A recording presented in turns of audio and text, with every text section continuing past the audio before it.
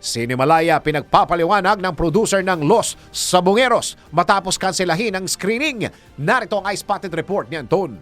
Humihingi ng paliwanag ang producer ng pelikulang Los Sabongeros sa pamunuan ng Cinemalaya Philippine Independent Film Festival matapos na kansilahin ang screening nito dahil sa umano'y security concerns. Ayon sa producer nito na si Brian Brazil, August 6 na maglabas ng announcement ang Cinemalaya para ipaalam na kansilado na ang August 8 at August 9 ang screening ng kanyang pelikula dahil sa security concerns, kung saan ang August 8, 5 p.m. na allotted sa kanila ay pinalitan ng pelikulang The Wedding Dance. Nakasado umano sa inilabas na statement ng Cinemalaya na ang kanilang concern ay ang kaligtasan at well-being ng kanilang audience, staff at lahat ng involved sa Cinemalaya.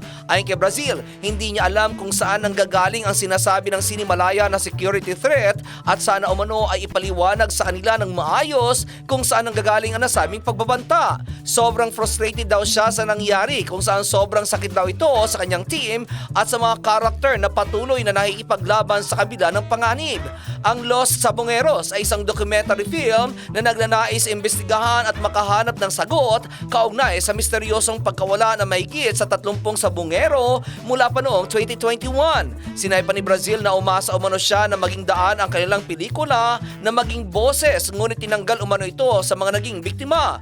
Naging helpless umano sila sa naging desisyon ng organizer na kansilahin ang screening, kung saan umaasa raw sila na hindi na ito mangyari pa sa susunod, lalo sa mga independent filmmakers na tulad niya, dahil kung kaya umano ng Cinemalaya na gawin ito ngayon, kaya rin itong gawin sa mga susunod na pagkakataon.